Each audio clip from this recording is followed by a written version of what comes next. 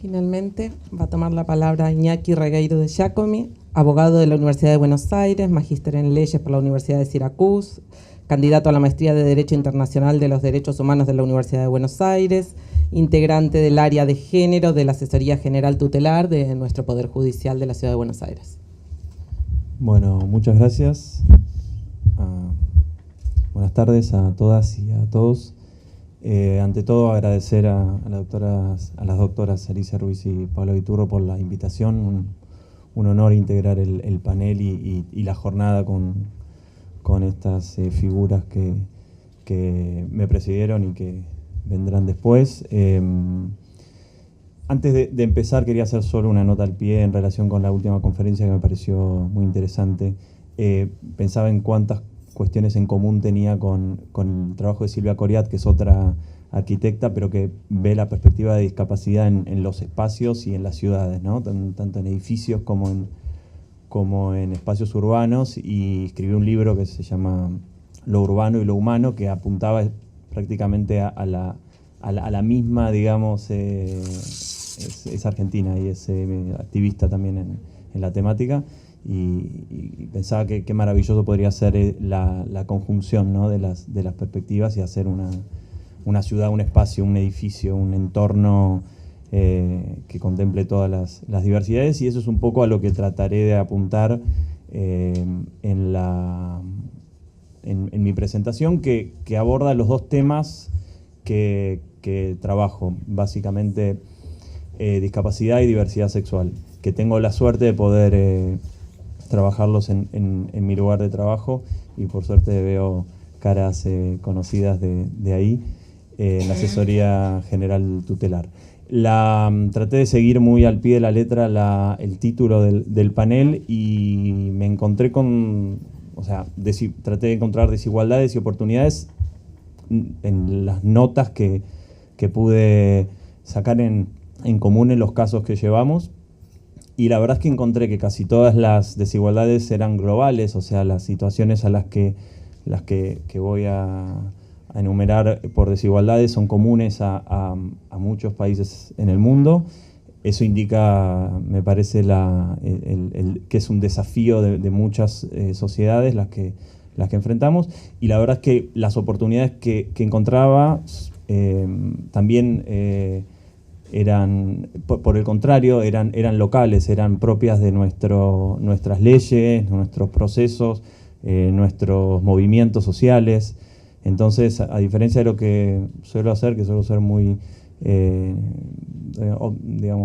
negativo en los análisis que hago, me parece que tiene una impronta positiva la conclusión que saco. Ojalá que coincidan. Y lo último que hago en la presentación es tratar de ver el camino hacia adelante, que la verdad es que está todo por hacerse, aún cuando tenemos estas oportunidades, ¿no? Así que, siguiente, por favor.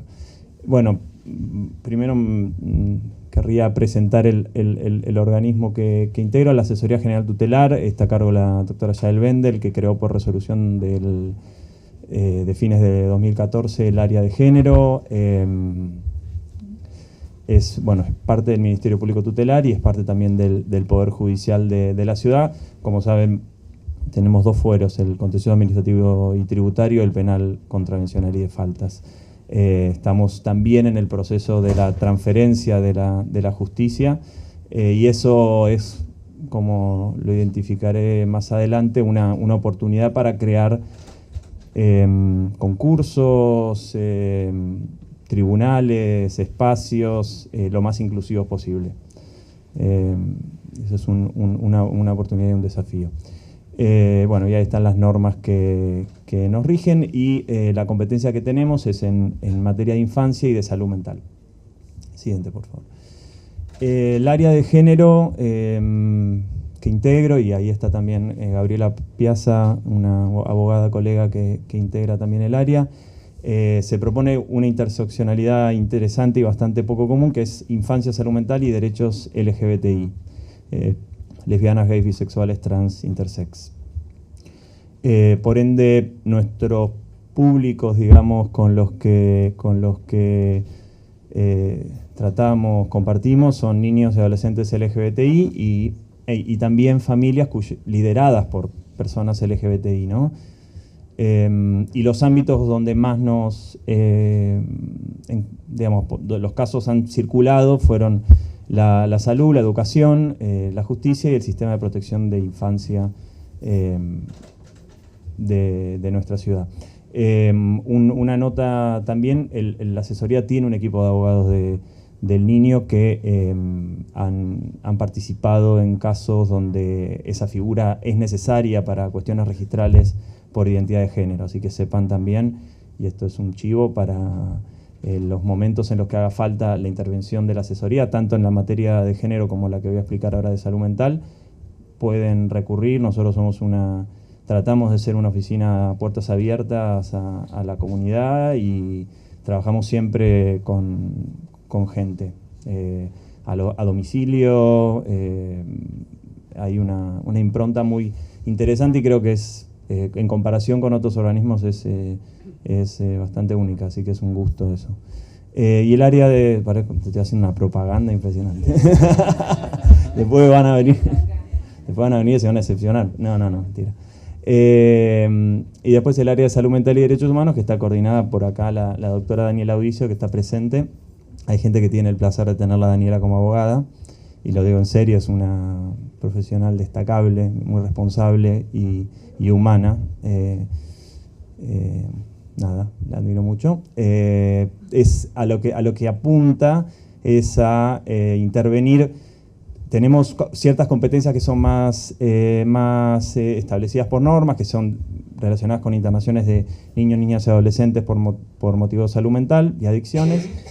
Pero una de las intervenciones interesantes que tratamos de hacer le ponemos este nombre, se puede cambiar, pero es como prevención de restricción de derechos, es decir, básicamente prevenir curatelas, prevenir institucionalizaciones. Esa es la impronta que se intenta en atención a las reglas que nos rigen, a las normas de derechos humanos que nos rigen, es la impronta que tenemos en casos de adultos también, ¿no?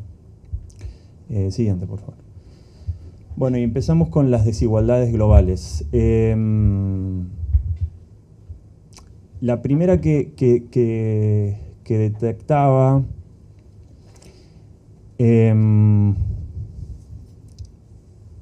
es en relación con los niños intersexos. Ustedes saben, en la Argentina y diría casi todos los países del mundo, con contadas excepciones, existen procedimientos quirúrgicos de normalización, de índole cosmética, que se aplican a niños y adolescentes en forma, por lo general, inconsulta, y eso implica, digamos, todo un procedimiento médico de protocolos, de intervenciones quirúrgicas, de medicalización, que está regulado, que está consentido por la disciplina, digamos, y que por el contrario, y eso lo contrapongo con las experiencias de adolescentes trans que vienen, digamos, a consultar a nuestra oficina, donde hay, por el contrario, no hay tanta, digamos, camino recorrido, sino hay más bien una resistencia por parte de algunos servicios de salud, donde básicamente hay como una resistencia a la atención en salud, ¿no? Estas son como dos poblaciones, intersex, trans, y dos actitudes muy diferenciadas del sistema médico, con algunas excepciones. Siempre menciono la buena experiencia que hemos tenido con los servicios de adolescencia y endocrinología del Elizalde, pero después de eso, bueno, y detrás de esto que les cuento hay como un trabajo, ¿no?, de insistir y basándonos en obviamente normas y en trabajo de otras personas, pero salvo esas experiencias positivas, por lo general la disciplina médica ha tomado dos actitudes muy distintas en relación con un colectivo y con el otro. Con uno saben lo que hacer y lo hacen, digamos, en forma muy clara, más allá de los cuestionamientos que hay en materia de violación de derechos humanos, y en el otro hay como un trabajo de vencer esas resistencias en el que estamos desde hace mucho tiempo involucrados. Esa es una de las cuestiones que se ven en materia de desigualdades. Otras cuestiones, y tiene total vinculación con lo que acabo de mencionar, es lo que son las regulaciones, cómo se maneja, digamos, el sistema de atención en salud, y que a veces uno ve que los sistemas legales, tanto sistema internacional de derechos humanos como nacionales de protección de derechos humanos, leyes, disposiciones, normas, lo que sea, no pueden, digamos, no hacen mella, no logran penetrar la profesión y los debates que hay en relación con las clasificaciones vigentes, ¿no?, en materia de salud mental o la CIE, la Clasificación Internacional de Enfermedades de la OMS, y ciertos protocolos, como es en el caso de Intersex, el Consenso de Chicago de 2006, se constituyen como, no sé cómo catalogarlos, materias que no pueden ser debatidas, discutidas. O sea, son realmente es muy difícil involucrarse en esa conversación, por decirlo de alguna manera, y por eso son regulaciones supraestatales en algún punto, ¿no? Parecen como incluso supraestatales, porque ni siquiera el Sistema Internacional de Derechos Humanos puede involucrarse. Hace poco, 2015, hubo en Ginebra, el Alto Comisionado de Naciones Unidas por los Derechos Humanos hizo una reunión de expertos en materia intersex, participó el Alto Comisionado en persona abriéndolo, bueno, estuvo Mauro Cabral, que mencionaremos más adelante. Hay distintos documentos de Naciones Unidas que están marcando esta cuestión desde hace tiempo, pero por algún motivo todavía cuesta muchísimo esa situación. Siguiendo con cuestiones de salud, pero bueno, en otro campo, en relación con VIH, lo que podemos detectar en algunos casos que hemos tenido es que las políticas de prevención y tratamiento no alcanzan a ciertas personas, y a veces las consecuencias en materia de salud son muy malas, son muy graves, y eso es algo que se puede comprobar. Siguiente, por favor. En relación con el derecho a la salud sexual y, por otro lado, el derecho a la salud reproductiva, también está todo por hacerse. Me refiero en este caso particularmente en relación, paso a la materia de discapacidad. Diría de personas con discapacidad en general, pero particularmente el caso de mujeres con discapacidad son particularmente, este derecho en relación con ellas es particularmente vulnerado. Digamos, hay un esquema general de privación de autonomía, y no hablo solamente de personas que están institucionalizadas, sino personas que viven en sus casas con sus familias, en el cual ciertas restricciones hacen que la sociabilización sea prácticamente imposible, y por ende, ¿no?, después de, entre otros derechos, el derecho al sexo con fines recreativos, como muchos y muchas de nosotros podemos hacer uso, no existe, digamos, básicamente. Y, por otro lado, también el derecho a decidir si tener hijos o no, ¿no? Y esto se ve, hay tres capítulos de ese incumplimiento, que por un lado es la esterilización forzada, que está legalizada en Argentina a través de la ley 26.130 de contracepción quirúrgica, donde un juez puede determinar en diálogo con el curador de una mujer o de un varón trans la esterilización forzada de una persona. Esto ha sido marcado por el Comité sobre los Derechos de las Personas con Discapacidad en 2012 y no fue modificado. Y por otro lado, abortos forzados y embarazos forzados, que son una posibilidad también en nuestro país. Y fíjense que lo que está en común en las tres cuestiones ahí es la palabra forzada. No interesa tanto la práctica o no se trata de ser pro práctica, sino de ser pro autonomía, de que la persona cuyo cuerpo esté involucrado, la mujer cuyo cuerpo esté involucrado, pueda ser quien decida. Y eso también ha sido una creencia bastante difícil de socavar, ¿no? de que realmente esas mujeres con discapacidad intelectual y psicosocial podían decidir sobre su propio cuerpo. Después ahí marco, cambiando de tema, como verán es todo como un punteo, espero no marear. Otro de las desigualdades que me parece importante marcar son reformas que ha emprendido la Argentina, que ha emprendido la ciudad, con obstáculos, porque es necesario remarcarlo. En materia de capacidad jurídica, y no vamos a entrar en detalle, digamos, sobre qué implica cada cuestión, pero el Código Civil y Comercial de la Nación de 2015 establece un nuevo paradigma en materia de capacidad jurídica. Pudimos, algunas personas, algunas de ellas presentes, como Gabriela Spinelli, participar de la redacción del Código Civil. Se peleó con mucha fiereza artículos como el 32, el 43, para que estén en línea con la Convención sobre los Derechos de las Personas con Discapacidad, y ese cambio hoy no lo vemos en los tribunales. Hay como un apartamiento llamativo de lo que dice la ley en materia de capacidad jurídica. Y por otro lado, otra de las reformas con obstáculos que existe es en materia de salud mental. La Constitución de nuestra ciudad, desde 1996, establece la desinstitucionalización como una orden. La Ley 448 del año 2000 la refuerza, la Ley Nacional de Salud Mental 2657 de 2010 la refuerza, y no obstante sigue siendo una de las grandes deudas que tenemos en materia sanitaria. La desmancomunización es un problema, una desigualdad muy grande, y si bien hay marco que es global, la verdad es que en particular en nuestra ciudad y en nuestro país tenemos grandes dificultades con esa cuestión. Siguiente, por favor. En la siguiente... perdón. No. No vi que había cambiado. Gracias. Otro tema. Ahí puse judicialización por vulnerabilidad, el término de Zaffaroni, que creo que Iliana Arduino ayer lo trajo a colación. Me parece que no es ese específicamente, pero le pongo judicialización por vulnerabilidad. A veces le decimos vidas judicializadas.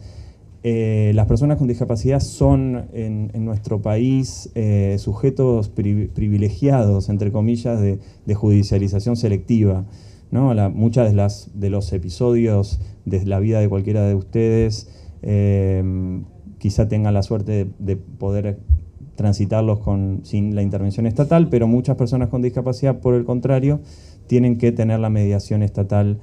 Y uno de los temas que vemos en la asesoría es las maternidades de mujeres con discapacidad, que se ven privadas del ejercicio de su responsabilidad parental, más que nada por una ausencia estatal y a causa directa del ejercicio de su discapacidad. Es una derivación de una ausencia estatal en brindar apoyos, y la consecuencia es la privación del ejercicio de la responsabilidad parental y una vida judicializada, ¿no? Entonces, es una situación distintiva, y también ahí lo menciono porque son madres que luchan también, muchas mujeres trans que ven digamos, tienen que pelear el reconocimiento estatal de su maternidad. Otro tema. Educación inclusiva, un temazo. En materia de discapacidad, pero acá hago como el esfuerzo de también, el término lo permite, educación inclusiva es educación inclusiva de cualquier diversidad, no solamente de la discapacidad. Educación inclusiva es una educación que reconozca que el bullying, que el acoso escolar contra cualquier diferencia genera índices altos de depresión y otras consecuencias en salud mental, suicidio. Nos falta mucho que transitar en ese sentido. Y ahí pongo en la educación, lo que tenemos en materia de discapacidad en la ciudad es un régimen especial de educación que ha sido en los últimos tiempos, ya hace bastante tiempo, en muchos lugares del mundo cuestionado en relación con sus beneficios, y todo lo contrario. Lo que dispone la Convención en su artículo 24 es que todos los niños tienen que estar en la misma escuela, en la misma aula. Y se le tienen que dar los mismos títulos, y ahí pongo el caso de Alan Rodríguez, un caso de un chico con discapacidad, un joven con discapacidad que consiguió a fuerza de judicialización en la justicia de nuestra ciudad, que le reconozcan su derecho a tener el mismo título, ¿no? Y es en beneficio de todos esto, porque niños con y sin discapacidad se benefician por igual de un ambiente inclusivo. Así que eso nos parece importante. Después hay un estigma del paso por la internación psiquiátrica, que en muchas escuelas públicas y privadas de nuestra ciudad genera un estigma. O sea, a partir del paso por una institución psiquiátrica existe un rechazo de la escolarización, y es algo que es importante destacar. Y tan solo como un ejemplo, digamos, para bajar todos estos temas tan generales a algo más concreto, hay un caso, ahí pongo que necesitamos escuelas donde los gestos de afecto, todos los gestos de afecto sean tratados por igual. No hay nada más común que en la adolescencia o en un contexto donde hay niños, los besos o cartas de amor. Y me acordaba en Colombia en el año 2014, luego de la difusión de una foto de un beso de dos varones, uno de ellos terminó suicidándose, Sergio Urrego. Y en Buenos Aires, el año pasado, junto con otro organismo, tuvimos que participar en el abordaje de una situación problemática que era al criterio de una escuela: qué hacer con un niño que le manda una carta de amor a otro varón, ¿no? A otro niño varón. Cómo esa mirada distintiva de esas muestras de afecto, ¿no? Cómo hay una mirada diferente. Siguiente, por favor. Y por último, en relación con las desigualdades, por suerte, digo, nuestro contexto no es tan común, pero va creciendo en forma creciente el concepto de ideología de género, ¿no? Y ahí me parece interesante empezar a considerarlo como una forma de negacionismo. De hecho, porque a lo que apunta es a correr bajo la alfombra a personas reales que transitan vidas reales, y también de derecho, porque son derechos consagrados que se echan por tierra por la sola concepción de que es algo ideologizado, ¿no? Siguiente. Vamos a apurarnos un poco porque me están... ¿Qué oportunidades tenemos para ir al lado positivo de la cuestión? Tenemos una sociedad civil activa, fuerte, movilizada y diversa. Tenemos expertos. Mauro Cabral es uno de los pocos integrantes de los principios de Yogyakarta, de quien podemos nutrirnos día a día. Silvana Corso es una de las maestras que fueron nominadas a un premio que se da a las 50 mejores maestras por lo que ella hace en su institución en Villarreal, que es decir, entran todos, ¿no? No dejamos a nadie afuera. Parecería algo de sentido común, pero lo que ella logra, me parece que tenemos como que aprovecharlo. Que tenemos también una ciudad pionera en resoluciones, leyes y sentencias. La verdad es que eso existe en materia LGBTI, y eso es consecuencia directa del legado de grandes, iba a poner grosas, pero me parecía poco profesional y académico, como Loana, que es Loana, digamos, y pensaba esto, ¿no? A veces esta concepción que tenemos de Buenos Aires como una isla.